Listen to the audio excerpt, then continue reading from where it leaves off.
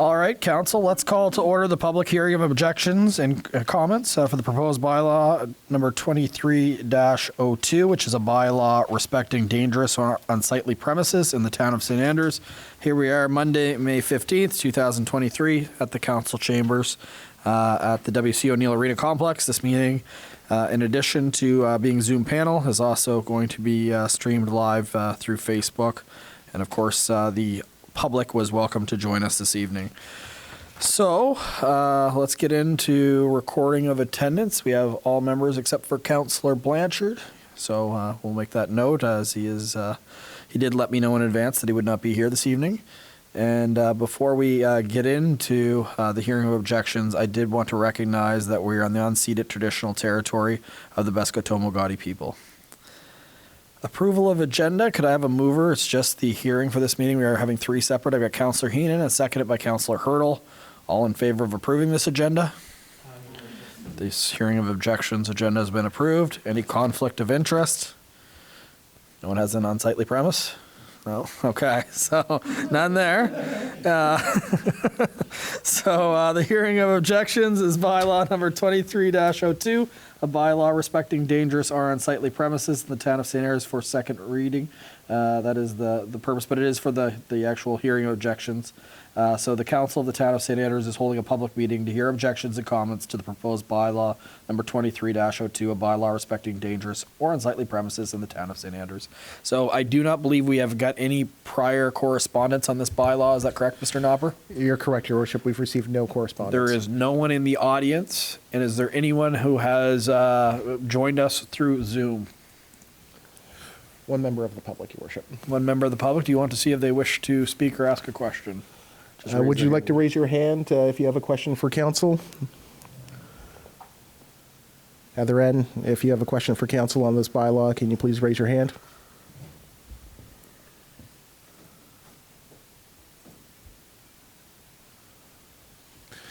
I'm going to go with no questions, Your Worship. All right, thank you very much. So no one to ask questions then. So at this point at 6:34 p.m., I'll be looking for a motion to adjourn this meeting.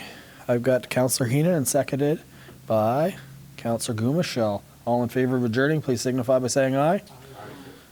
No one opposed. We are adjourned. Thank you, and we'll get the other one going here in about 11 minutes. All right, let's call the order the public hearing of objections for the proposed amendment MP 20-07 to the Town of St. Andrews Municipal Plan, MP 20-01. Here we are Monday, May 15th, 2023 at the WC O'Neill Arena Complex. This meeting is also, in addition to being live in person for anyone that wants to join, is also through Zoom and streaming live on Facebook.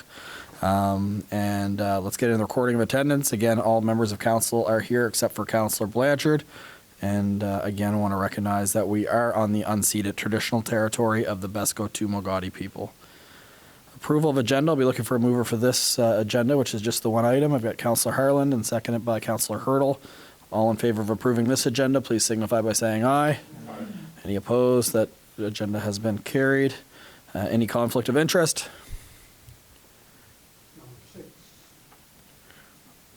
Number six for, are you thinking for the regular or are you for the hearing of objections? Okay. Is that for the regular meeting? Yeah, you're thinking for the we'll declare that one at the next one. Yeah, perfect. So if anything pops up, though, by all means. But in this case, this is just for Henry Hansen's parcel.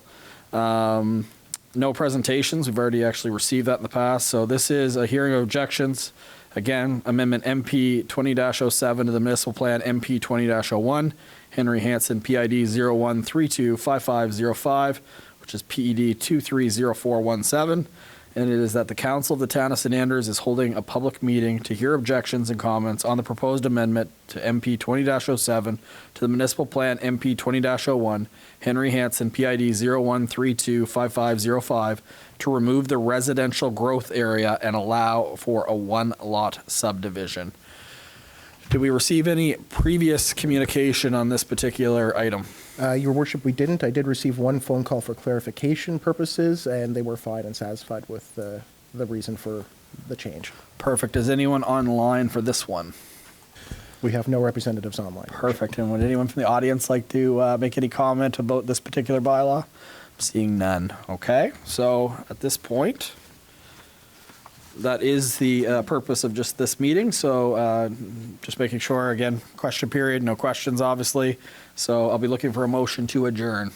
I've got Councillor Heenan and seconded by Councillor Bennett. Almost said Blanchard, the bees. Okay, all in favor of adjourning, please signify by saying aye. Aye. That one is adjourned as well, and we'll give a minute for technology to flip to get into the regular meeting. All right, let's call to order the regular council meeting here Monday, May 15th at 7 p.m. Well, just prior to 7 p.m., immediately following the public hearing of objections. We are at the W.C. O'Neill Arena Complex. This will also be aired via Zoom and live streamed through Facebook. If anyone does have any questions on anything related to this evening's agenda, you can send it to pnopper@townofstanders.ca, and Mr. Nopper will make sure to put that in the comments on Facebook so everyone has his email address. We'll get into the recording of attendance for the third and final time this evening. Everyone but Councillor Blanchard is here, and I wanted to recognize that we are on the unceded traditional territory of the Beskoto-Mogadi people.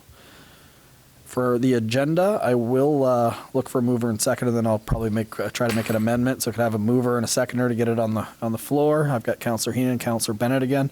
I was wondering if anyone would move to add an item under communications. It would be related to the subject Easter Seals Canada Red Shirt Day for National Accessibility Week. Could I have a mover to amend that? I've got Councillor Neal and Councillor Hurdle. Any discussion on that amendment? All in favor of approving that amendment, please signify by saying aye. Aye. That has been approved, so we'll go back to as amended. Just need the vote on as amended because we've already had a mover and a seconder on the agenda. Okay, so all in favor of approving the agenda now, please signify by saying aye. Aye. Our agenda has been approved. All right. So disclosure of conflict of interest. I believe, Councillor Ware, you indicated that you were going to be declaring one in the previous meeting on number 6, was it? On number 6, and also the ready to point of order on that Sure. item. Sure. I would like to speak to it. I can do it before, after, and in closed session. Oh. At leisure. Okay. Probably, since you'd be not speaking as a councillor, we'd do it in open, not in closed then.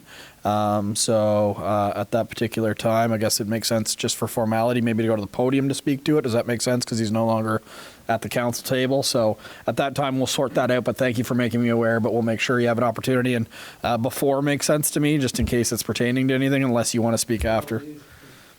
Yeah, so let's, yeah, so I guess technically speaking, be question period is when you'd actually speak, would it not be? Because, yeah, technically be question. We'll let you speak during question period then, just to make sure you're treated the same as everybody else. So thank you for making me aware as I sorted that out. Anyone else? Okay. If anything pops up, let me know. So we have no presentations or minutes as we did that, and staff reports for the last one. So I will head to the communications. This is going to be reference number RCS 230513, submitted by Councillor Gumashell, the Easter Seals Canada Red Shirt Day for National Accessibility Week. I will be looking for a mover after and a seconder. It's the background that Easter Seals Canada is proud to do its part to promote and celebrate National Accessibility Week. Red Shirt Day is an initiative by the Easter Seals Canada to promote National Accessibility Week and was first observed in 2019. Students and Canadians across the country are encouraged to observe National Accessibility Week and to wear red on Shirt Day to show their respect for people living with disability, celebrate the achievements and contributions of persons with disabilities, and pledge their commitment to helping create an accessible and inclusive Canada. Red Shirt Day is Wednesday, May 31st, 2023. The motion is that the Council of the Town of St. Andrews supports National Accessibility Week through the Easter Seals Red Shirt Day on Wednesday, May 31st, 2023. Could I have a mover, maybe Councillor Gumashell, because you brought it forward? Or does that make sense? Okay, Councillor Gumashell, and seconded. I saw maybe Deputy Mayor Akaji was first there. Deputy Mayor Akaji. Any discussion on this? Call the question. All in favor of this motion, please signify by saying aye. Any opposed? Seeing none, that has been carried. So at this point, we are going to jump ahead actually into the introduction, consideration, and passing of bylaws and motions. And I will go over to Deputy Mayor Akaji for Finance and Administration.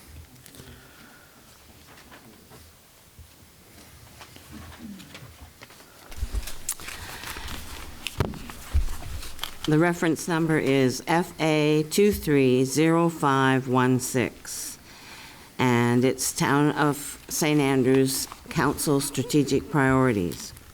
So the background is this. The Council of the Town of St. Andrews and senior staff participated in a strategic planning session April 22nd and 23rd, 2023. The session was led by Dr. Gordon McIntosh, renowned municipal strategic planner. The sessions helped to guide council on deciding on the direction and the priorities to move forward with. Provided with this report is a copy of the strategic priorities chart. Once approved by council, a copy of the chart will be made available on the town website and hard copies available at the town hall. Note that staff will provide an updated version of the operational strategies based on a staff strategic session.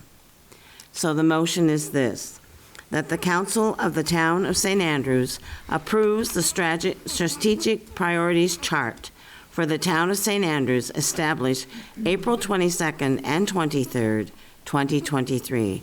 And I so move this, Your Worship. Thank you very much, Deputy Mayor. Seconder for that one.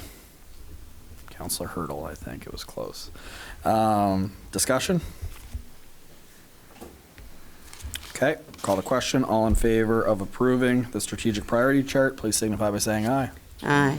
That has been carried, and thank you, council. That was a sunny weekend, but you gave up your entire weekend to get that done, but it was very important, and I am pleased to see that we did get a consensus on kind of which direction we were going to go with all of those, so thank you again.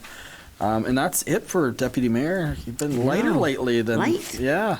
Public Works, so I'll be looking for either Councillor Bennett, Ware, or Harland to take Public Works since Councillor Blanchard isn't here. Who would like it? Councillor Bennett, do you want it? Sure. Sure. Yes. Reference number PW2305. I'll try again. Reference number PW230513.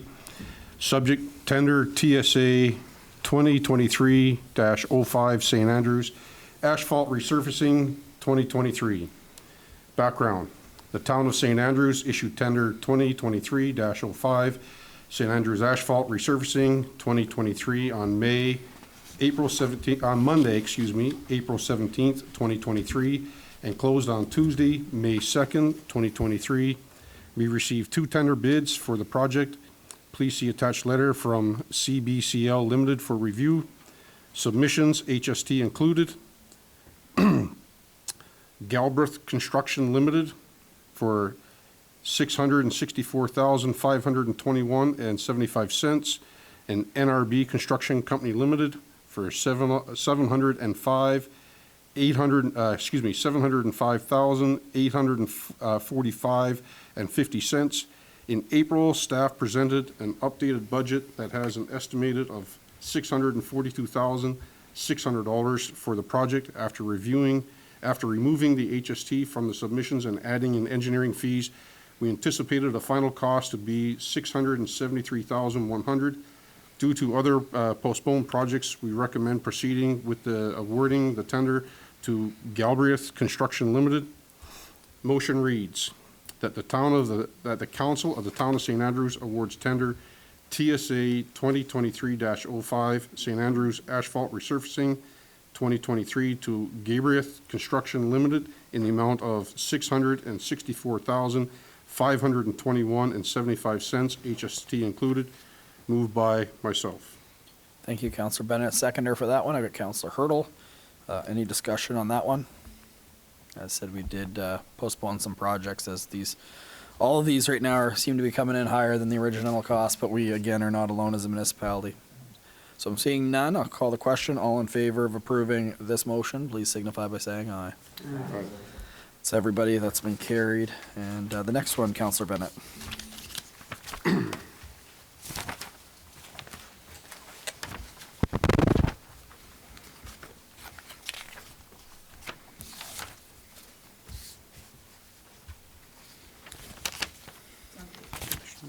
Page 9. Reference number PW 230514, subject to Truth and Reconciliation crosswalks for Indian Point along Water Street. Background reads, Public Works is in the process of painting crosswalks and road areas in the community. Staff is seeking council's permission to install 2 crosswalks in support of Truth and Reconciliation. It is proposed that the Truth and Reconciliation crosswalks have the following location. First one is at Water Street, trail ahead to Langmaid Park. The second one be at Water Street at Prince of Wales Street, trail crossing to Indian Point Park. The crosswalks would be designated in orange with feathers inlay. The crosswalks for Langmaid Park will be added to the motor vehicle bylaw once completed. Motion that the Council of the Town of St. Andrews approves the following Truth and Reconciliation crosswalks to be installed at the following locations. 1, Water Street, trail ahead to Langmaid Park. Second, at Water Street, at Prince of Wales Street, trail crossing to Indian Point Park. Moved by myself. Thank you, Councilor Bennett. A seconder. Once again, Deputy Mayor Akaji. Any discussion on this one? Councilor Hurdle. Thank you, Worship. Just a couple of questions, both regarding signage. So the signage for the trail crossing at Langmaid Park will match essentially what we see on the other side of the trail as well, just 2 pedestrian crosswalk signs? Okay. And my second question, and perhaps this isn't the right forum to ask this question, but in my mind, vehicular traffic has to yield to pedestrians, but it doesn't seem like that's the case that with the current existing infrastructure at Prince of Wales Street. It seems that that crosswalk is asking pedestrians to yield to traffic, and I just want to know what the actual rules of that crosswalk are. I'll have to double check, I guess, from my driving ed days back a long time ago, but I've always been under the impression that autos are supposed to yield to pedestrians. To try to correct that, because you're right, it is a problem, is that we're thinking of installing, what you've seen in some other towns, stands, likely just pylons with the yield right in the middle of the street, just to give people that little bit more reassurance. Plus, it kind of slows them down if it's in the middle of the street. They know they've got to avoid that and keep an eye on it. So we're aware it's a problem, and we're going to try to do it, but it'll mean a little bit more stuff on our roads. Thank you. And just there is a stop sign that faces the trail. Is that designed for cyclists? What's the thought process behind that? Well, I guess if you're walking, especially bicyclists, walkers will probably catch it in time, but if you're not familiar, you may not realize you're crossing an artery there. So we'd rather, on the side of precaution, that we're, they, regardless, even if they had the right of way, they should still stop and look and let it yield to them, because no matter what, if somebody doesn't stop for them, it's not going to be a good ending for them. So that's the thoughts. Walkers should be okay at the speed, but a visitor to the area may not notice because it's kind of tunneled there, and you might go flying across there. Thank you. Any other member of council? Deputy Mayor Akaji. Just want to thank staff for doing this, the crosswalk, because it's something that's been in every town. They have them. And so we're finally joining, I guess, the rest of them, but it is nice to see.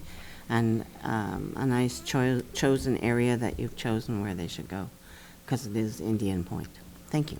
And it's also where the walk that your Yes. leadership helps take the community through, so it's a really, And September 30th. it's a really appropriate spot to put Very it for sure. appropriate. Yeah. So thank you very much. Mr. Spear. I just want to defer back to the deputy mayor. When we were typing up this motion, we weren't exactly sure what the proper name of those crosswalks were, if Truth and Reconciliation is a proper name, if there's something else, so just for the official minutes, or that's, you think it's sufficient? Okay, thank you for the clarification. It's okay. Any other member of council? All right, I'll call the question then. All in favor of approving these sidewalks, please signify by saying aye. Aye. It's everybody that has been carried, and we have one more for you, Councilor Bennett. Motion that the Council of the Town of St. Andrews adds the following crosswalks to Schedule D pedestrian crosswalks to the bylaw number 18-01, a bylaw to relate vehicle traffic in the town, to regulate vehicle traffic in the town of St. Andrews. 1, Water Street, trailhead to Langmaid Park. Moved by myself. Thank you again. And seconder, Councilor Harland. And any discussion on this one? Kind of made our decision. Okay, all in favor of approving this motion, please signify by saying aye. Aye. All right, that one's been taken care of. Councillor Neal, you have tonight completely off, so we're going right to Councillor Hurdle for Business, Tourism, Heritage, and Culture. Thank you, Your Worship. And this is in reference to BTHC 230504, and the subject is the lounge license terms and conditions for Will on Water Street Restaurant. And the background is the town of St. Andrews has received a request for Stephen Thornton and Will Thornton regarding a lounge license for the new restaurant and bar, William and Water Restaurant and Bar. The proponents are asking for a lounge license. As per zoning bylaw Z22-01, section 3.33, parentheses 2, council is able to set terms and conditions for lounge licenses. The motion provided is based on pre-existing terms and conditions with other businesses in St. Andrews. The motion before us is that the Council of the Town of St. Andrews sets the following terms and conditions under zoning bylaw Z22-01, section 3.33, parentheses 2, licensed premises for William and Water Restaurant and Bar. 1, operating hours for alcohol are between 4 p.m. and 11 p.m. 2, food must be served with alcohol between 4 p.m. and 7 p.m. 3, alcohol can be served without food between 7 p.m. and 11 p.m. William and Water Restaurant and Bar is subject to all rules and regulations from the Department of Public Safety and of the Province of New Brunswick regarding lounge licenses, and I so move. Thank you. Seconder? Got Councillor Heenan. I think there is an amendment request potentially from the applicant. So through Your Worship, in speaking with the applicant, they are requesting that the lounge license be allowed to be served from 4 p.m. to 11 p.m. during their full operating hours. Traditionally speaking, the way these requests have gone is councils of the past have wanted to limit what they call watering holes in the community and wanted to have restaurant front faced first versus the ability, and then you can get alcohol drinks without food later. They have requested, because they're not operating during the day, like they will be only operating at night for dinner, they have put in a request to see if council would be willing to amend the motion to say from 4 p.m. to 11 p.m. that they can have a lounge license. But they did refer that their first goal is restaurant first, bar second, and that was what they responded back with. Council, any clarifying questions on that? And then we'll look for maybe amendment mover if there is one out there. Councillor Hurdle. Thank you, Your Worship. Just a quick question. So the lounge license being from 4 to 11, how does that contradict number 1 of the motion here, that the operating hours for alcohol are between 4 to 11? Well, through Your Worship, you would have to modify the motion here. So allowing, basically the larger stipulation is food must be served with alcohol between 4 p.m. and 7 p.m. By taking that out and basically taking out the sections 2 and 3, you're allowing them just straight alcohol if they wanted to serve just drinks only between 4 and 11 p.m. Thank you. Your Worship, if I could just add on something quick, too. Yeah, and I'll go to Councillor Heenan. Yep. Part of the reason for that, too, Councillor, is that under the province's lounge licenses, they're actually allowed to stay open until 2 in the morning. So part of the reason was to restrict the closing hours, which is equal with everybody else in the town, pretty much. Perfect. Councillor Heenan. Yes, Your Worship and Council, I can't remember what we did with Chow and Chowder last year.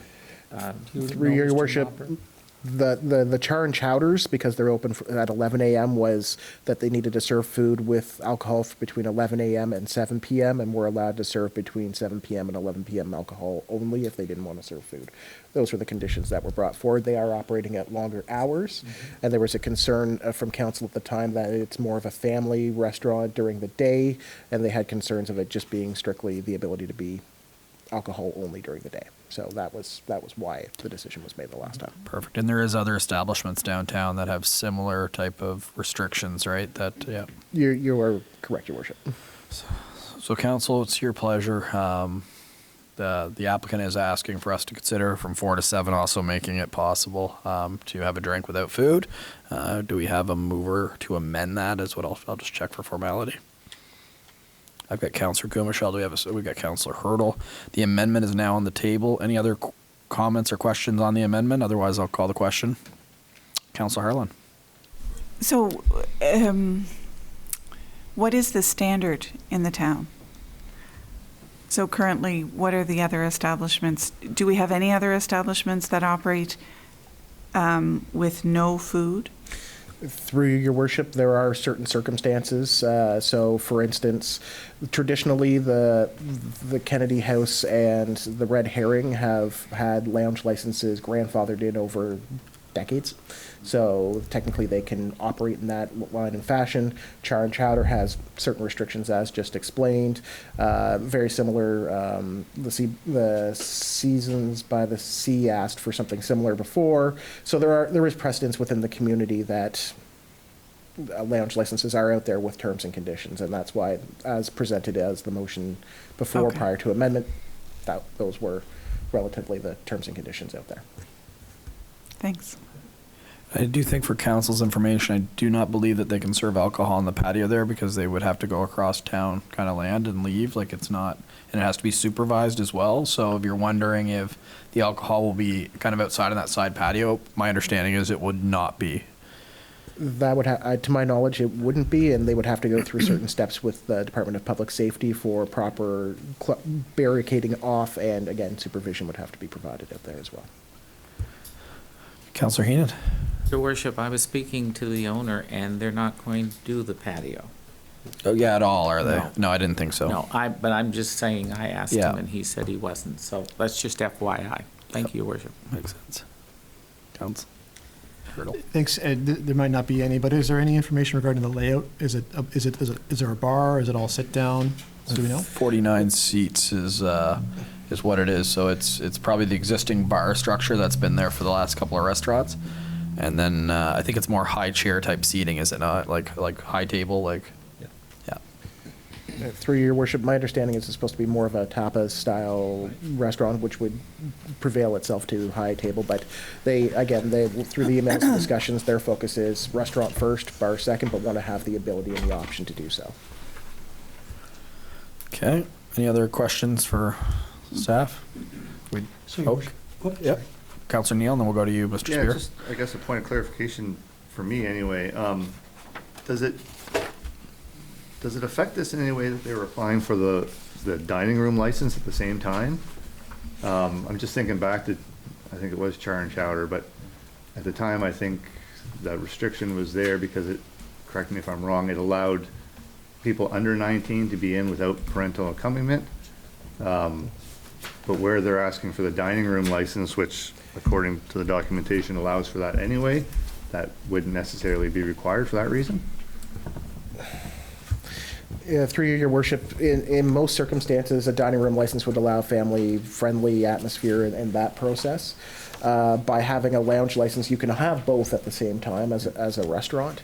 It just enables you to control who you're serving to. So, like if a family came in, sat at the bar, they know that they can only serve the adults and have to check IDs. And they have to follow all rules and regulations under public safety. So realistically, council, a lot of the change came through our last zoning bylaw. You actually had to go through a full zoning amendment for this to get this, and that's why it's been transferred down to this level of just a motion of resolution from council. But most of our restaurants in town have both licenses. It's a matter of how they serve and how they function under those licenses under public safety. Thank you. Any other thing for you, Councillor Neal? Mr. Spear, you had a comment? Just for clarification, your worship, for you amended the motion, so would that be to strike terms and conditions number 2 and 3? That really all we're doing is restricting the hours at this point from 4 to 11? Correct. Thank you. It would just be operating hours at alcohol. Yeah, that would get rid of it, just for clarification. Any other questions? We do have a mover and a second, so I'm going to put the vote for the amendment, and then we'll go back. Okay. All in favor of the amendment, which again would be to allow alcohol to be served between 4 p.m. and 11 p.m. with or without food, please signify by saying aye. Any opposed? That's been carried. Okay, so we now have the motion that we now have to approve for the overall with the amendment. We had already had a mover and a seconder, so I just need to call the question, correct? Okay, any more discussion on this one?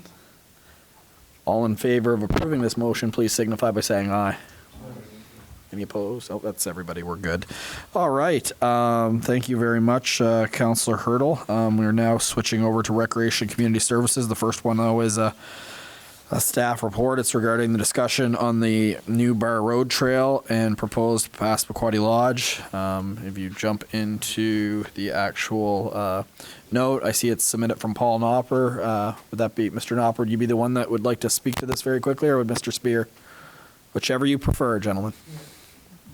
Rock, papers, no, I'm just kidding.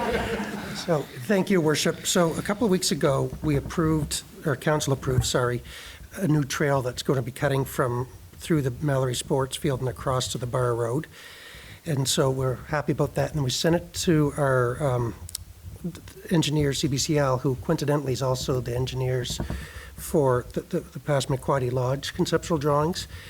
And so when they overlaid the new lodge design onto our conceptual design for the expansion of the subdivision, it ended up cutting off a couple of streets, as you see there.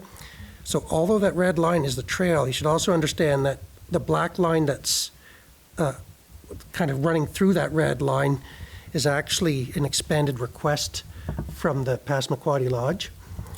And so it affects what we thought was the next phase of the subdivision plan.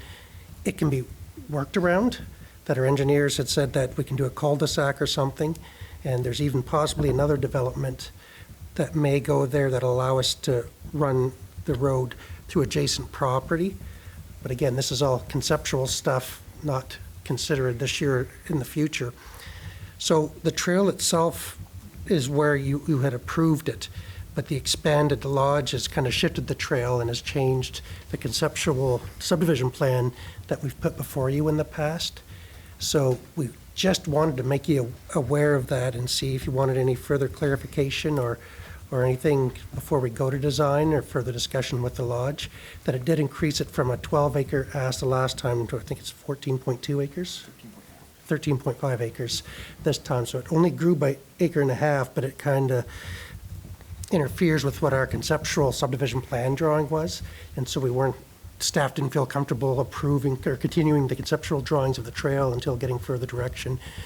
So you understood what the implication, you know what I mean? Because I don't, implications are for that and how you'd like to proceed, I guess, if you're okay with that, knowing that we can redesign the next phase of the subdivision if it comes through, or if you'd like to have further discussions with the lodge about it or any of the above. Thank you, Worship. Thank you very much. So yeah, council, over to us. The only concern that I have, and it's with all due respect to the board that's working to get a new Passamaquoddy Lodge, but we are altering essentially a subdivision plan for the lodge design, and the lodge has still not been approved by the province with the funding model. So you're basically cutting, well, I guess in theory you're not permanently cutting. You could remove the trail, which no one would ever recommend, but you're kind of moving your whole potential subdivision plan around the lodge when the lodge hasn't been approved. So it's a little bit of chicken and egg, but I don't necessarily have a better solution. I think if you ran it the whole way around Diana, find all the houses, I don't think that would be probably the ideal situation, especially when they get into elevation, I think is the reason why they put the trail where it is, because that would, if they put it there, it would make the elevation tougher. That's been in consideration by Mr. Finder. So, yeah, over to you, council. The red is the proposed route. Does anyone have concerns over it? Councillor Neal, I see you turning green. The floor is yours. I guess when I first looked at it, I didn't necessarily bother me that the trail was going to be cutting through that proposed subdivision, simply for the sake that, again, if the lodge is approved, which I think we're all hoping it does get approved, then it's kind of a moot point that that's going to be utilized by them anyway. In the event that it doesn't, my thought was it would not be that hard to work around a trail, even if we do go with this proposed subdivision route. So I'm fine with it the way it's laid out now. Okay, is there consensus from everyone of council? Anyone feel differently? All right, just a quick show of hands if you agree with Councillor Neal. Okay, I'm not seeing any concerns. We are good with the plan as presented. Thank you. That was quick. At this point, then, so that's all you needed from us on that one, correct? Good. We are now on to the next one, Councillor Gumichel. Thank you very much, Your Worship. The next one is reference number RCS 230511, dated May 10th, 2023, submitted by myself, and the subject is Community Garden Request for Expansion and Support. And the background reads, at the May 3rd, 2023 regular council meeting, the Community Garden made a presentation to council on the proposed expansion of the garden and request for in-kind and monetary support. Provided with this report is a copy of the letter submitted for review. Staff have reviewed the proposal and have the following comments. Firstly, there's no issue from Public Works regarding mowing of the area or plowing. Secondly, planners noted this is an industrial zone where fencing can be 8.2 feet in height. A development permit will need to be applied for any new fencing. Thirdly, staff noted that in-kind support for creating an accessible pathway and help install posts for the fence expansion can occur. And lastly, council has provided support through the Community Assistance Fund in the amount of $1,600 for 2023 for 4 accessible planners. Council currently has $1,500 remaining in the Community Assistance Grants Funds for 2023. There is a further monetary request for funding of $2,500 to help with the purchase of materials for the expansion of the garden. Council will need to decide if additional funding will be provided and what the budget line item would come from. And the motion reads that the Council of the Town of St. Andrews approves the expansion of the community garden and that staff will provide in-kind support for the installation of new fencing and an accessible pathway. And I would like to make that motion, Your Worship. Thank you, Councillor Gumichel. And once again, be looking for the seconder. Got Councillor Bennett. This is now on the floor. Any questions or comments? Again, this would be to provide the in-kind services, but due to budget, not the for all the supplies, just to be perfectly clear. Mr. Spear. Sorry, Your Worship, just a minor thing. When Councillor Gumichel was raising it, he said this is an industrial zone. It's actually an institutional zone. Perfect. In fairness to him, it was Monday and he was around hundreds of kids today. So, any other discussion on this one? Okay, call the question. All in favor of approving this motion, please signify by saying aye. And anyone opposed? That is no one, so that has been carried. Skip ahead here. All right, so we are now on planning and economic development. Councillor Heenan, and I believe, were you going to declare a conflict on this one? Okay, we'll give him a moment and then we'll call him back in after.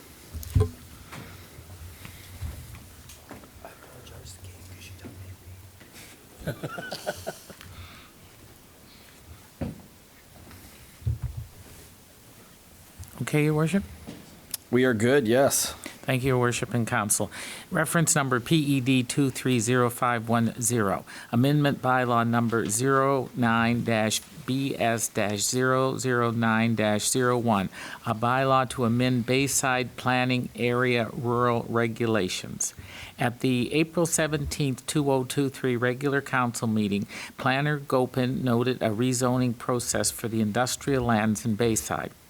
From the direction of council to the discussions of the rezoning with the landlords, the planners are prepared to move an amendment forward to the Bayside Planning Area Rural Regulations to rezone PID number 152033559, 1507078, and PID 01235290 from Industrial Park I zone to rural RU zone. Provided with this report is a background report and draft copy of the amendment bylaw number 09-BS-00901.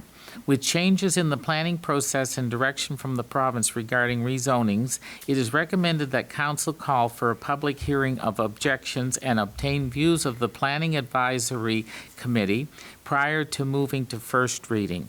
Your Worship, the action and motion is that Council of St. Andrews sets the date of Monday, June the 19th, 2023 at 6:30 p.m. at the W.C. O'Neill Arena Complex Council Chambers for a public hearing of objections as per Section 111 of the Community Planning Act for amendment of bylaw number 09-BS-009-01. a bylaw to amend Bayside Planning Area Rural Regulation for PIDs 15203359, 150758, and 01235290 to move from industrial I zone to rural, to RU zone. I so move this, your worship. Thank you. Seconder, Councillor Neal. Discussion on this one? We did have a presentation on this before, so all in favor of this motion, please signify by saying aye. Aye, your worship. It's everybody, it's been carried. The next motion? Thank you, worship and council. Motion that the Council of the Town of St. Andrews requests the views of the Planning Advisory Committee as per Section 110 of the Community Planning Act for the amendment bylaw number 09-BS-009-01, a bylaw to amend Bayside Planning Area Rural Regulations for PIDs 15203359, 15070758, and 01235290 to move from industrial I zone to rural RU zone. I so move. Thank you, Councillor Heenan. The way you read off those numbers, I think you've called bingo before. Seconder for that motion, Councillor Harland. Discussion on that one? All in favor of approving the last official motion of the evening, please signify by saying aye. Aye, your worship. That is everybody. It's been approved. Ask if Mr. Gopin will stay on. I believe we are going to get a question or comment on this one, so we might as well let Mr. Darrell Weir at that point have the podium. Mr. Weir, if you want to, there's no new business, so we are in a question period. Do you want to just ask your question now, maybe at the podium? Does that make sense, or? Wouldn't make you get up and twice, right?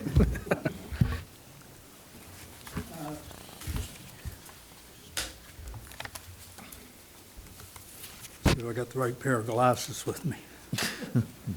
May have to move my head closer or further away. I guess my only concern with this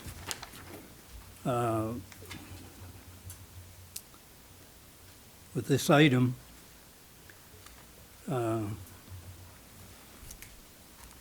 is in the background material. I didn't know my PID was going to be in there till I got the minutes, but I guess it was added in. I had said to Mr. Gopin that we should all do the three at once, and I guess that's what he decided to do. But what I did take great exception to was in the planning report, third paragraph, final sentence. Due to their zoning, they are considered legally non-conforming. My house was built in approximately 1995, before the Bayside Community Plan. It has been occupied as a residence ever since. The other residence up there was purchased or built in the late 90s, has been occupied predominantly as a residence ever since. In 2009, when the rural plan was put in place, a portion of the property was designated as industrial. I mentioned it to Mr. Gopin, said that they probably got the wrong property. And I did go back and speak to the chair of the LSD committee at that point in time, and he said no, it was the Bayside Hall that was to be put as industrial. Now in Bayside, we only have 4 classifications: rural, industrial, Shamcook Watershed, and St. Croix Corridor. So institutional, which the hall is, can fit into industrial, or it can fit into rural. Of course, it can't fit in the other two. The explanation the chair gave me, which made perfect sense to me, was when they did the plan, they got the wrong property. They took a piece of Charlotte County Port's property and the reason given was, well, Charlotte County Ports needed industrial property. They owned 130 acres, but yet only, eyeballing it, 25 acres was classified as industrial. And if you look at the back line of the industrial portion and the back line of the Bayside Hall property, you'll see they're perfectly in line, which again supports the argument that they got the wrong property. The other issue would be in the industrial area, and I'm not an engineer, but my educated guess would be this 500,000 tons of aggregate. If you look at the immediate northeast corner of that industrial zone, anybody that's ever been up my driveway has seen the large knob of rock that rises in the air. There's an excess of 10 million tons of aggregate in that. Now, why would they put 500,000 tons in industrial and not the 10 million? Now, I guess you're thinking, what does this all mean? I'm a chartered accountant, CPA now. Chris knows all about that. That's exciting talk for Mr. Spear. Yeah, you guys have a handshake, don't you? But the one thing we stand for is our integrity, and without our integrity, we have a lot of knowledge, but we don't have that key component to do audits. And for that sentence to be put in the presentation, it adds nothing to the presentation other than to embarrass me as a counselor due to the rezoning considered to be legally non-conforming. And I seriously question that because I think the plan was done wrong. The chairman of the LSD confirmed that.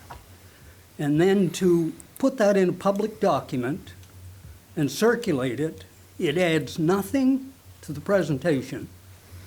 And I'm very irritated about it, and I don't think it shows much respect. That's all I wanted to say. I don't want apologies or anything. I'm not big into apologies and stuff. You live by your actions in this world, so, it's the way it goes. Thank you, Mr. Thank you very much. So specifically, though, you have no objection. I know the hearing of objections is coming up, but you have no objection to the actual? No. No. Okay, perfect. And we could take that offline and maybe talk about direction. Do you have anything you want to add, Mr. Spear, or anything? No? Good? Good? Okay. All right. So any other questions or comments? Anyone from the audience? Anyone online? Heather N., if you have a question on what tonight's agenda, please raise your hand. One last time. Heather N., if you have any questions, please raise your hand. Further questions, Your Worship? Perfect. And no one's emailed anything in? Your Worship, sorry, it looks like Xander might have a question. He has his hand up. Oh, you might have a comment. Actually, I was wondering if someone wanted to respond. We'll give you the floor, Mr. Gopin. Yeah, I just wanted to respond to Councillor Weir. I think there's maybe a misunderstanding. So a legally non-conforming use it's a clearly defined thing under the Community Planning Act. It's not like a randomly chosen phrase that has a specific meaning, and it's just a property where the zoning was legal at one time. So the zoning was clearly fine when there was no rural plan. And then, yeah, it sounds like they definitely made a mistake. But once that gets put into a regulation, it's a binding mistake until it's amended. And the technical term for that situation is legally non-conforming. So there was nothing meant by it except just to say this is what this property is considered under the Community Planning Act at this time. So I'm sorry if there's any miscommunication, but it was to state the status of the property and all the properties there. I was glad you commented. So it's basically saying that it's legal, no one did anything wrong, it's just not conforming to the current use versus what it's showing as, right? So I think in this case, I was going to take it offline, but it either stays that way or we change the zoning. And if it was a mistake, then I think the request to council to waive such a rezoning fee should be amendment by staff. Okay, so we'll take it offline, but your point is it's because of the way that it's currently zoned and the fact of what it's currently used at is why it is that. And again, it's legal because no one did anything absolutely wrong. It's yeah, perfect. All right, any other comments? Nothing was emailed in? Perfect. All right, so council, it is now time for your comments. Any member of council wish to comment? Deputy Mayor? Our one-way street is up, so it looks quite nice. I forgot it was going up, but anyway, it's up there now, so. And I'm, like Honeybean's new walkway. It's very nice. The walk around, I don't know what you call it, but I guess they call it a walk around. And the last thing is the last luncheon for the Anglican Church by the Shiretown Community Kitchen is this Friday from 11:30 to 1 p.m. And they are hosting a seafood chowder. So that will be this Friday. Hopefully everybody will turn out. And the other thing is the cadets are doing their presentation on Wednesday, but I've forgotten where it was. Isn't that terrible? Right here. Right here at the arena? Okay. Yeah, right I wasn't sure whether, because they've been doing things at the All Saints Anglican Church, but it's here at the arena Wednesday night at 7 p.m. Thank you very much, and thank you, Your Worship, for allowing me to talk. Thank you, Deputy Mayor. Anyone else? Okay, I am good this evening. So at 7:38 p.m., I'll be looking for a motion that council move into closed session for the Local Governance Act, Section 68(1)J, which is a labor and employment matter, including the negotiation of collective agreements. Could I have a mover for that particular motion? I've got Councillor Neal, and seconded by Councillor Heenan. All in favor of going to closed session, please signify by saying aye. Anyone opposed? No one. So we are now going into closed session. We'll give a moment for technology to shut down, but also thank you for being here this evening for the council. We appreciate it.